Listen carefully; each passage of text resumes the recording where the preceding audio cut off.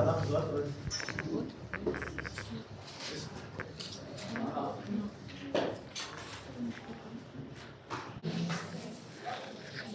Tema es muy común en la práctica médica. Es la intoxicación alimentaria producida por bacterias que producen toxinas. ¿Ya? Vamos a un pequeño preámbulo antes del tema.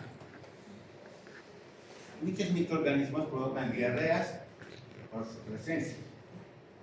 Las bacterias pueden producir diarrea por dañar el epitelio intestinal, producir diarreas con sangre o sin sangre, de acuerdo a cómo se comportan, ¿no? Pero hay dos bacterias, que ahora vamos a ver, que producen diarrea, pero sin estar presentes.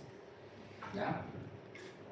Estas diarreas son causadas por sus toxinas, se llaman enterotoxinas. ¿Ya? Muchas veces nosotros llegamos a casa, nos calentamos comida y por el polvo del ambiente, la contaminación, estas bacterias suelen multiplicarse dentro de los alimentos. Pero lo importante es que estas bacterias producen unas toxinas, unas enterotoxinas muy potentes, que son las que producen diarrea. ¿Ya? Muchas de estas toxinas incluso suelen ser bastante resistentes al calentamiento de la comida. O sea, la bacteria en sí no produce la diarrea, sino sus enterotoxinas. ¿Ya? Entonces un poquito es diferente de los anteriores grupos de bacterias que han debido ver. ¿Bien? La misma bacteria se multiplica en el intestino, provoca daño intestinal y provoca diarrea. En este caso no. Estas bacterias se multiplican por los alimentos. Y nosotros ingerimos parte de las bacterias, pero más sus toxinas. Las toxinas tienen esa acción de producir síntomas que generalmente, digamos, los vemos en la práctica clínica. No son náuseas, vómitos y diarrea. ¿Ya? Esa es la tríada típica de una intoxicación alimentaria. Claro, puede haber fiebre, dolor de cabeza, malestar, pero son, digamos, síntomas secundarios. ¿Ya? Pues avanzar. Entonces hay dos tipos de gérmenes que producen este tipo de síndrome clínico. ¿No se puede recordar un poco más aquí? Ya, uno, anda adelante. No se ve bien aquí. Después una diapositiva. La siguiente. ¿Puede entrar o no? Ya, son dos bacterias, ¿ya? Uno es el Staphylococcus aureus y luego el otro que vamos a ver es el Bacillus cereus, ¿ya? El Staphylococcus aureus es un microorganismo eminentemente patógeno que existe en la piel, ¿ya? Y causa generalmente lesiones en la piel, es más conocido por lesiones de la piel. Pero hay uno de sus toxinas, es una enterotoxina estafilococcíca, que es la que produce el síndrome clínico llamado intoxicación alimentaria. ¿Ya? Generalmente suele haber confusión en el internado, en los estudiantes, en la residencia médica, en las preguntas, es una pescada de exámenes, ¿no? Dado que la enterotoxina suele producir generalmente esos tres síntomas. Anótense, voy a preguntar eso, ¿ya? Náuseas, vómitos y diarrea de tipo acuoso. No suele ser una diarrea amarillenta, ni con sangre, ni con moco. Simplemente es acuoso, de tipo agua. ¿Ya? Entonces, el tiempo de evolución es bastante corta. Supongamos que ayer nos hemos servido una comida, hace 24 horas. Y a las pocas horas, de 6 a 12 horas, ya estamos con síntomas clínicos. ¿Sí? A las pocas horas de haber ingerido estas toxinas, en los platillos que nos servimos, ya estamos con náuseas, vómitos y diarrea. Generalmente esta diarrea es benigno, ya cada vez llega a la muerte o a alguna complicación. Y muchos de nosotros hemos debido pasar estos síntomas, no una vez, muchas veces, ¿no? ¿Cuántas veces nos ha dado diarrea, vómito, sin fiebre? Eso es lo llamativo, vamos a decir. Esa es la pregunta de examen. Les voy a colocar en alternativas, ¿no? ¿Cuál de los siguientes síntomas es propio de una intoxicación alimentaria? Por eso la palabra agárrense bien. Intoxicación alimentaria. O sea, una diarrea pasada por toxinas. ¿Ya entendido? O sea, como la bacteria no ingresa a nuestro cuerpo y a causa de la enfermedad, no va a haber fiebre. Por rara vez hay fiebre. ¿Ya? En la clínica vamos a ver que hay fiebre, pero raras. ¿Sí? Entonces, los CRNs importantes son náuseas, vómitos, diarrea. Sí, fiebre, generalmente. ¿Ya? Bien. Esto un poquito lo vamos a aprender como parte de generalidades, que los estafilococos son generalmente gérmenes redondeados, esféricos, gram positivos, ¿ya? Se tiñen con la división de gram, ¿ya? Y son de color generalmente violeta, morado, y su nombre dice bien claro, ¿cierto? Estafilo significa en griego el racimo de uva, cocos redondeados, entonces son gérmenes que se agrupan así en forma de racimos de uva. Miden aproximadamente una micra, no miden mucho más, ¿ya? No tienen flagelos, por tanto son inmóviles, no tienen movimiento. Y la diferencia con el otro germen es que estos no producen esporas. Así un pequeño paréntesis, ¿no? Las bacterias que producen esporas son altamente resistentes a los factores ambientales. ¿Sí? Viven miles de años, pueden vivir en el ambiente sin destruirse. Y este estreptococo no tiene esa propiedad. El otro que vamos a ver sí. Entonces, la espora es una forma de resistencia al ambiente. Pueden vivir muchos años la bacteria en estado forma de espora en el suelo generalmente. En algunas plantas, en el fondo de los océanos viven, ¿no? Y cuando encuentran un ambiente favorable de la espora, desarrolla un germen totalmente vivo. ¿Ya? Entonces son gérmenes durmientes las esporas. Volvemos a repetir, tiene forma de coco, son gram positivos, se agrupan en el racimo de uva, pues llaman estafilococos, de una micra, no producen esporas, ¿ya? No tienen movimiento porque no tienen flagelos, ¿no? Aquí el germen que tiene flagelos son bastante móviles y no tienen causa. ¿De acuerdo? La siguiente vez. Ya. El otro germen, ¿ya? Es el llamado Bacillus cereus. Entonces son dos gérmenes los que producen intoxicación alimentaria. No diarrea infecciosa, intoxicación alimentaria. O sea, diarrea producida, vuelvo a repetir, por sus toxinas, no por el germen. ¿Ya? Y eso a veces se confunde en los exámenes finalmente. Porque es fácil decir en realidad vómito, diarrea, a veces chichacol, ¿no? Es lo más salmonera o shigella. Pero siempre nos olvidamos de que estos dos grupos de bacterias producen diarrea gracias a sus enterotoxinas.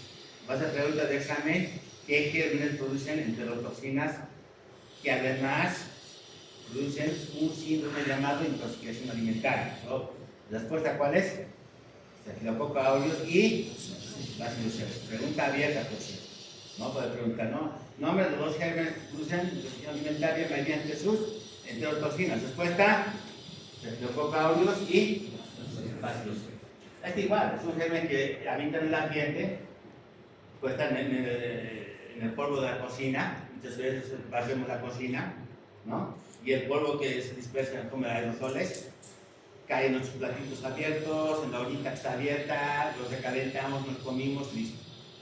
En pocas horas estamos con diarrea, náuseas y vómitos. Causa enterotoxina por Bacillus cereus. Bien, ¿qué forma tiene? Al contrario del otro, estos son alargados, no son cocos, son bacilos.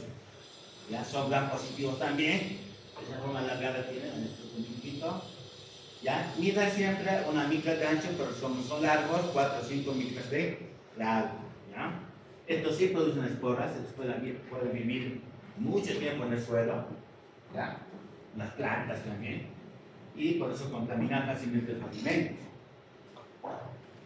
Son patógenos los que producen una enterotoxina potente. ¿Ya? Generalmente los conceptos de estafilococos son móviles, tienen flagelos, ¿ya? Y no son encapsulados. Bien, la siguiente es. La enterotoxina de este bacilo cereus tiene pues dos fracciones, ¿ya? Una toxina emética tipo A, así se dice, y otra enterotoxina que causa la diarrea propiamente dicha, que es el fragmento B. ¿Ya? La parte, o el fragmento A es termoestable, ¿ya? Y se producen los alimentos, puede causar vómitos, náuseas, generalmente de 1 a 6 horas después de haber ingerido, ya, sobre todo alimentos recalentados, sobre todo las dos recalentadas. Los platillos las dos son predilectos de los bacilos donde se multiplican rápidamente y producen abundante cantidad de enterotoxina, ¿ya? Y eso, una vez ingerido, pues causa náuseas y vómitos. Y el otro fragmento, el fragmento B, puede ser lo que es la diarrea. Una vez ingerido la toxina, tiene su acción a nivel del intestino. ¿Ya? Lo mismo, a las pocas horas de haberse ingerido las toxinas, nos produce diarrea, a veces produce diarrea. ¿Ya? Bien, entonces, pasaremos al siguiente. Ahora son estafilococos, ¿no? Solamente para demostrarles que, así como ven en este gráfico de acá, no es una gráfica, es una foto. Así se ven los estafilococos cuando hacemos tinción de Gram a partir de un cultivo, ¿no? Supuestamente los grupos que están dando prácticas van a hacer sus cultivos y van a hacer tinción de Gram de sus cultivos, y así se ve cuando ven al microscopio. No son puntitos nada más que hay que ver con detalle. Y fíjense de la agrupación, parece que decimos de uva, ¿no es cierto? Por eso se llaman estafilococos. ¿Ya? Así es. Bien, los estafilococos además pueden producir catalasa y coagulasa, que son, digamos, sus enzimas importantes para diseminarse cuando causan lesión a nivel de la piel. Y entre ellos está la enterotoxina, una de sus toxinas más importantes, que produce la intoxicación alimentaria. Otro es la exfoliatina, ¿no? Que causa el síndrome de la piel escaldada. Casi no vamos a hablar mucho, creo que vamos a hablar en la clase anterior. La toxina del síndrome de sol tóxico, lo mismo, es una toxina bastante letal, contra nuestros estafilococos, y muchos otros más, ¿no? Producen hemolicinas, proteasas, hialuronidasas, lipasos, desoxinucleasas, leucocinas, son varias enzimas que produce este germen que pueden causar diversas enfermedades. Pero hoy nos interesa simplemente la enterotoxina. Bien. Y aquí vamos a tratarlos. Esto puede ser puesto en azul, ¿no? Esos son, digamos, los 3 síntomas cardinales, o sea, los y más importantes, ¿ya? Y como decía, suelen aparecer después de consumir alimentos contaminados, ¿sí? Y son pocas horas de incubación, ¿no es cierto? Siguiente. Bien. Una forma de evitar, digamos, la presentación de este síndrome es obviamente de higiene, ¿no es cierto? El lavado de manos, ¿ya? Una correcta cocción de los alimentos, vamos a ver al final un poco más en detalle esto, ¿ya? Para evitar que la bacteria se multiplique y por tanto produzca enzimas. Bien, lo siguiente. Ya, los síntomas más comunes, el dolor abdominal, obviamente puede haber dolor abdominal, calambres en el estómago, náuseas, vómitos y diarrea, esos son los 3. O aquí se pueden tomar síntomas, pero son menos frecuentes, ¿ya? Puede haber dolor de cabeza, dolor de fiebre, más que todo por la deshidratación.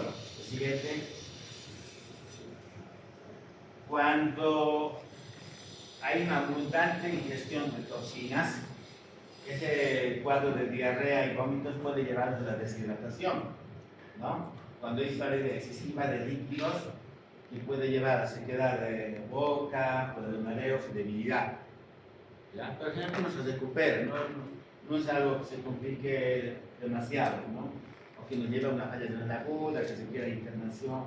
Generalmente estos cuadros se recuperan en domicilio, a veces se requiere una internación, ¿de acuerdo?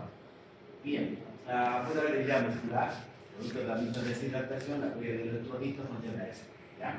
Puede haber visión borrosa, dificultad para ver con claridad, o cambios en el comportamiento, si es que la intoxicación fuera muy severa, que rara vez se da.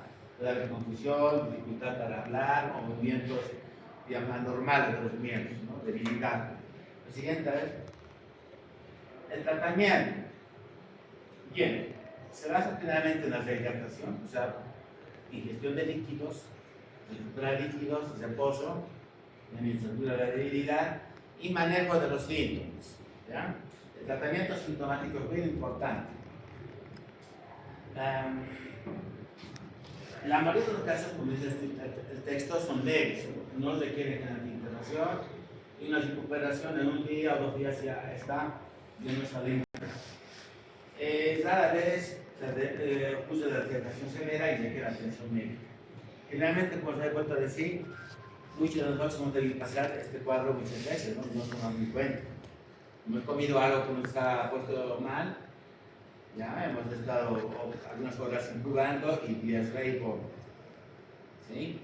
Y pues muchas veces se resuelve sin ninguna atención médica. Siguiente vez. Bien, en el tratamiento, pues recomendarles la rehidratación, ¿no? Beber bastante cantidad de líquidos y mejor si son soluciones de rehidratación oral. Se debe SRO, ¿ya? Para que se ponen los líquidos que se han perdido con las náuseas, los vómitos y la diarrea. Siguiente vez. El reposo es importante, necesito para ayudar al cuerpo a recuperarse. Los alimentos también, ya, por haber que consumir alimentos que se llaman astringentes, ¿no? Que, digamos, absorban parte del líquido, se va a eliminar en forma de diarrea. Son las galletas saladas, el arroz, los plátanos, ¿ya? Evitar los medicamentos. O sea, en este tipo de cuadros no se recomienda el uso de medicamentos, ¿no? Los antibióticos, por ejemplo, ¿no? Si las toxinas van a ser la causa del cuadro, pues no tiene motivo de darle ningún antibiótico, ¿no es cierto? A diferencia de una diarrea provocada por salmonella, por shigella o por Escherichia coli. Ahí el mismo germen está produciendo la enfermedad. En ese caso, ¿qué se requiere? Eliminar ese germen. Y ahí sí podemos usar antibióticos. ¿Está bien? ¿Ya? Hay otro tipo de medicamentos, como por ejemplo antidiarreicos, no se recomienda. ¿Ya? Porque además se tienen que eliminar las toxinas. La diarrea termina expulsando la suficiente cantidad de toxinas que está causando ese cuadro. Por lo tanto, la diarrea debe resolverse por sí sola. No se recomienda usar antidiarreicos. ¿Está bien? Sí se puede evitar las náuseas y los vómitos. Podemos usar antieméticos, sí, pero antidiarreicos no. ¿Está bien? Tampoco se debe inhibir mucho el dolor abdominal, a no ser que sea muy intenso. Porque el dolor abdominal, ¿qué está causando? La motilidad intestinal, ¿no es cierto? Y la eliminación de las toxinas. Si no eliminamos las toxinas, van a seguir actuando. ¿Ya? Entonces, una vez eliminados, automáticamente cesa el cuadro clínico. Lo siguiente, a ver. Bien, la rehidratación endovenosa se hace en los hospitales, ¿no? En los centros de salud. Si el paciente está muy deshidratado, es un cuarto de riesgo, un niño o un adulto mayor, sí se recomienda llevarlo al centro de salud, hospital, y hidratar de soluciones intravenosas, ¿no? Todo el fisiológico, el lactato, todo lo que se recomienda. Bien, ahí está bien claro. ¿Sí? Entonces yo les voy a colocar en la pregunta del examen lo mismo. ¿Sí? En el tratamiento de la intoxicación alimentaria, ¿se recomienda rehidratación? Sí, ¿no ves? ¿Qué más se recomienda? Reposo. ¿Qué más? Tratamiento sintomático de las molestias, especialmente náuseas o vómitos, también. ¿Se recomendará tratamiento antibiótico? No, esa es la respuesta. Les voy a poner con incisos de esta parte. ¿Ya? Como estamos preguntas abiertas y preguntas con diselección múltiple, entonces vamos a dar esta pregunta en forma de selección múltiple. Voy a poner, es importante dar lo siguiente, antibiótico, excepto, para decir la pregunta, ¿cuál va a ser la excepción? No dar antibióticos. ¿De acuerdo? Y esto se aprende prácticamente de las médicas, ¿no? Citándonos rápidamente, ustedes por clínica, concluyen de que es en presión alimentaria, pues no dar antibióticos, no hidratar nada más. ¿No? Reposo, hidratación, nada más. ¿Ya? Siguiente. Ya, entonces la higiene. La higiene es bien importante, el lavado de manos. Es una cosa bien sencilla, el lavado de manos. Se puede lavar las manos en todo caso, para evitar un cuadro gripal, ¿cierto? Darse la mano con alguien que está resfriado, pues de alto riesgo, ¿no? Si es influenza, pues me llevo la mano a la cara y esto. ¿Ve? Y compartir un bolígrafo, compartir un vaso, ¿no? El lavado de manos es importante en muchas de las enfermedades, ¿ya? De hecho, ¿no? La OMS ha sacado hace muchos años, creo que son 10 años, todo un libro de lavado de manos, imagínense, ¿no? De la importancia que existe el lavado de manos. En este caso, mucho más, ¿ya?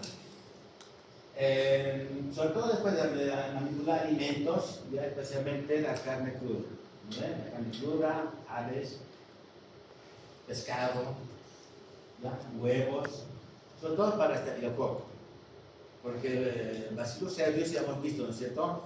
¿Cuál es su alimento predilecto? El platillo de arroz, ¿ya? El calentamiento del platillo de arroz se ha visto que es, digamos, la fuente de contaminación más común por Bacillus cereus, ¿ya?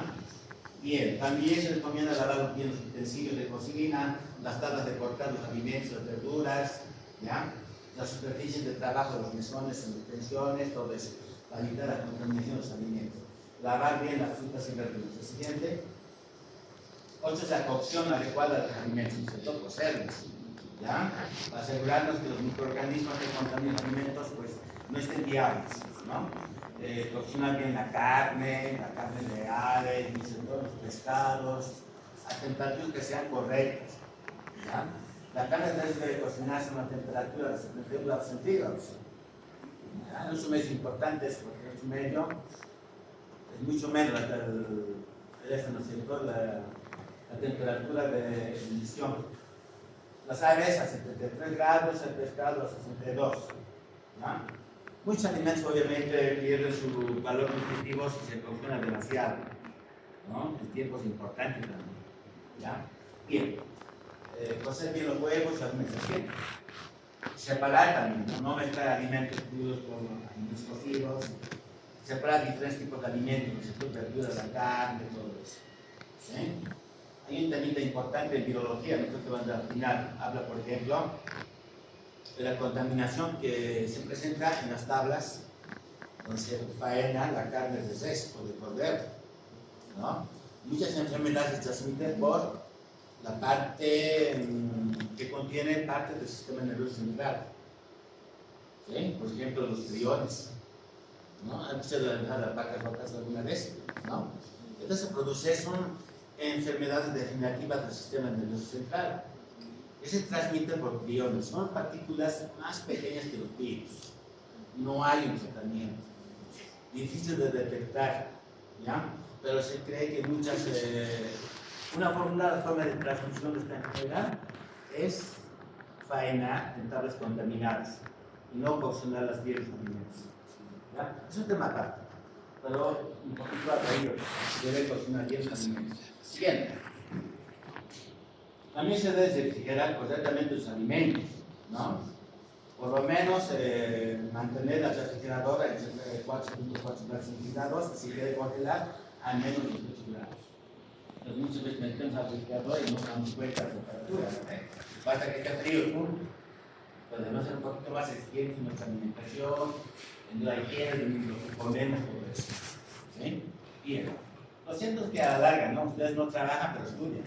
Es lo mismo que trabajar, ¿no? Una enfermedad, cualquiera que sea, pues nos tienden cama, ¿no es cierto? Ni estudiamos ni trabajamos.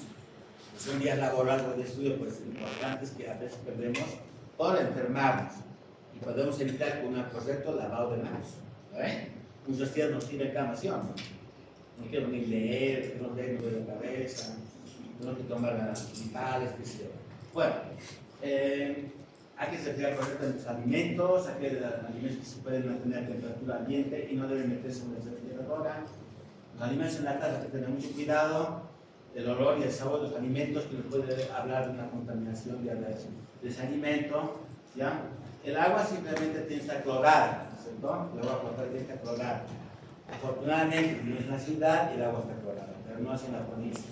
A ver, no se la clora el agua. Y esa gente no solamente de bacterias, de virus, sino también de parásitos. ¿Ya? Bien, algo que quería comentar aquí es, bueno, los alimentos enlatados. No es un tema, pero no se olviden, siempre cuando compran un alimento enlatado, tiene que estar bien alineado, bien patado, ¿no? Si está hinchadito, ¿qué pasa? Ya estás contaminado con bacterias, ¿no? hay grupos de bacterias que se llaman clostridios, ¿no? Y una de estas es el bacilo botulino. Entonces, si nosotros compramos un latadito así medio hinchadito, ¿para qué desecharlo? En el interior está el bacilo botulino y también produce una intoxicación alimentaria por toxina. Pero en este caso es más letal el caso. No nos va a provocar simple diarrea, y es más, no produce diarrea. Una vez ingerís alimento contaminado, digamos, un enlatado que abrimos y no lo cocinamos, lo comemos crudo, nos va a causar botulismo. Y el botulismo es igualmente una intoxicación alimentaria, pero no produce diarrea, no produce náuseas, tampoco va a producir vómitos, ¿ya? Simplemente ingerimos y vamos a sentir a las pocas horas que nos quedamos paralizados, ¿no? Y hasta que nos atiendan pasan unos 3-4 horas que no podemos respirar, ¿no? No me acuerdo, hace 2 años he leído que en un festejo de Año Nuevo, un grupo de amigos en tu Villavela, en el periódico, se había comprado, habían consumido varios enlatados, como estaba en medio también ya tomaditos, un sándwich, después de haber pasado el Año Nuevo, creo que eran 4 o 5, y amigos, ya han comido el bacilo botulino. ¿Qué pasó? Se murieron toditos. Al día siguiente fueron a abrir, estaban pues suspendidos. ¿Qué pasa? Pues esa toxina, parálisis del sistema nervioso central. Ya no podéis respirar, ya han muerto conscientes, ¿no? Entonces, eso pasa con alimentos enlatados. Obviamente, los alimentos enlatados no va a producir una diarrea por estafilococcus aureus ni por bacillus cereus, pero hay que tener cuidado. ¿De acuerdo? Hay que tener mucho cuidado. Está bien, vamos a decir algo más. Ya es todo. Bien, preguntas, alguna preguntita por ahí tienen. Es un temita bastante corto, pero interesante. Perdón, me perdí. ¿Todo quedó claro? Sí. En el caso, digamos, que el paciente presente diarrea por más bien 7 o 6 días, ¿se puede dar algún medicamento para Ya, generalmente este síndrome clínico, intoxicación alimentaria, es de breve duración, ¿de acuerdo? No da tiempo de ir al médico generalmente. Nos recupera una casa en un día, al día siguiente estamos bien. Todo bastante líquido, nos ha tirado a la cama, ¿cierto? Pero al día siguiente mejor. Raras veces se requiere ir al médico. Pero ¿qué pasa con los compañeros de pregunta? Una diarrea que dura varios días ya no es una intoxicación alimentaria, ya es una diarrea infecciosa, ¿ya? Pueden ser distintos tipos de posiciones líquidas que presenta ese paciente. Amarillentas, oscuras, con sangre, sin sangre, con no que averiguar bien. Yo se van a fijar. Cuando vienen ahí con la diarrea siempre preguntamos, ¿no? ¿Qué tipo de diarrea has tenido? ¿Sí? ¿Desde cuándo estás con diarrea? ¿Cuántas veces al día tienes diarrea? Esas son preguntas claras. ¿Ya? Usted dice, ¿hace 4 días tengo diarrea? Entonces ya no tenemos que preguntar. ¿Sí? Dice que puede ser que puede ser coli, cualquiera de las formas que hemos visto. No sé. Salmonella, Shigella, Yersinia, hay muchas bacterias que producen diarrea infecciosa. Ahí, ¿qué haces? Eres un cultivo, ¿ya? Y este va a dar el diagnóstico exacto que genera producir. Y ahí ciertas, digamos, con la obligación de iniciar un tratamiento antibiótico. No solamente antibióticos, ¿no? Se debe usar además probióticos. ¿Ya? Probióticos es bien importante usarse, aparte de los antibióticos. Entonces, posiblemente el paciente mejore a buscar antibióticos y una buena hidratación. Pero ya tienes que pensar, si dura más de 24 horas, ya no es intoxicación alimentaria, sino una diarrea infecciosa producida por otro tipo de bacterias. ¿Se ha entendido? Sí, ¿Ya? Además, me van a preguntar ustedes, no ha tenido fiebre, ¿cierto? No ha tenido náuseas y vómitos, todo eso. Ahora, si una diarrea dura más de 20 días, está 4 o 5 semanas con diarrea, ojo, piense usted muy habilidoso, ¿no? Ya no es una diarrea por gérmenes comunes, coli, salmonella, shigella. Ya suelen ser diarreas causadas por enteroparásitos. Ya no es nuestra cátedra, ¿no? Hay otros cambios de la parasitología. Pero persona que presenta diarrea crónica o prolongada no es normal. Tiene algo más de fondo. ¿Qué es ese algo más de fondo? Dos cosas. ¿Sí? Puede ser que tenga alguna enfermedad crónica tipo diabetes. La diabetes no es de diarrea a veces. No solo de curas con antibióticos, nada más, sino glucósica, glucemia. Puede tener un hipertiroidismo. Es otro tipo de problemas que van a ver en 4 años. Y otras enfermedades. Vayamos a un poco de enfermedades que sí hay que diagnosticar y hay que aprender a diagnosticar del segundo año. Es las diarreas crónicas secundarias a infección por VIH. Lo primero que ustedes deben pensar cuando tienen un paciente y ese señor dice, está flaquito, dice, tengo diarrea hace 4 o 5 meses y no me paro. Pero la diarrea supuestamente no es tan grave porque ya me hubiera matado, ¿no? Y no quiere decir que existe. Háganos la prueba de VIH. ¿Qué es? VIH positivo. Pero el virus, digamos, ha debilitado, ha cargado la inmunidad y ese señor no se infecta por coli, salmonella siquiera, sino hay enteroparásitos que se llaman oportunistas que se han aprovechado de esa inmunidad para provocar una diarrea persistente. En nuestro país, una forma de llegar al diagnóstico de VIH es eso, que un paciente venga a consulta con la diarrea de largo tiempo de evolución. ¿De acuerdo? Piensen primero en VIH, hagan una prueba de VIH y van a acertar en el 90% de los casos. Pues hay muchas cositas que están aprendiendo en el camino. Pues son como bebés que van a ir cambiando, subiendo. Son casos de médicos internos van a aprender muchas cosas. ¿No? Muchas veces en aulas se aprende teoría, pero a veces viendo pacientes aprendemos más. ¿No? ¿Está bien? Listo. ¿No hay una pregunta más? Pero acá no se les podría brindar probióticos a los pacientes que tienen en ese caso ahora. Sí. Los probióticos, en cualquier caso, en todos los casos biológicos, son importantes. ¿Por qué? En las diarreas hay una transportación de bacterias, ¿no? Todos nosotros en este momento tenemos bacterias normales en nuestro intestino. ¿Y cuál es lo más normal que existe en nuestro intestino? E. coli, Escherichia coli. Tenemos millones de Escherichia coli en nuestro, sobre todo en la parte del colon. ¿Ya? Entonces, esa es la bacteria normal, la población normal, digamos. O sea, la población normal de este curso, ¿cuáles son? Son ustedes, se conocen todos ustedes, ¿ven? Son el segundo año, todos ustedes, ya. Entonces, aquí un grupo de 5 personitas entra, son de 5º año, pues rápido que lo identifican, ¿no ven? Empieza a causar problemas, igualito en el intestino. Tiene una población normal de bacterias que están equilibrando nuestro sistema inmunitario. Pero ¿qué pasa cuando entran, por decirles, 100 salmonelas? Suficiente cantidad para provocar una enfermedad, 100 salmonelas, 10 a la 3, ¿ya? Entonces, 10 a la 2 a 10 a la 3.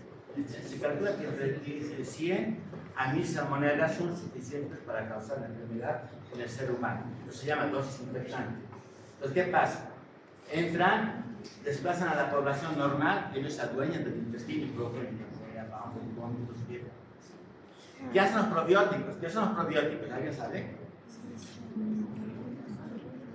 ¿Son antibióticos? No. ¿Son antivirales? ¿Son gérmenes? Son gérmenes que tenemos en el intestino, pero vienen en forma de medicamentos. O sea, tomar un probiótico, porque tengo un ejemplo, Florestor. Lean la composición de Florestor, se usa bastante en diarreas. Dice Sacheroides, Gulas, algo así, no tiene más nombres utilizados. Estamos ingiriendo gérmenes beneficiosos para nuestra salud. ¿Y qué hacen esos gérmenes? Son como policías. Van a nuestro intestino y lo cortan a los gérmenes, los eliminan. Ese es un probiótico. Entonces, un probiótico es ayudar en la diarrea. El paciente con VIH que recibía esta pregunta de su compañera, usamos bastante probiótico durante meses a veces, hasta que la población bacteriana de esa persona con VIH se normalice, y calme la diarrea. Ya quedan dosis altas de antibióticos, ni siquiera la dosis fuerte, sino la doble. Entonces hay que tratarlos bien. Los probióticos siempre los, ¿ya? Excepto en esto. Porque aquí no es por gérmenes, sino es por qué.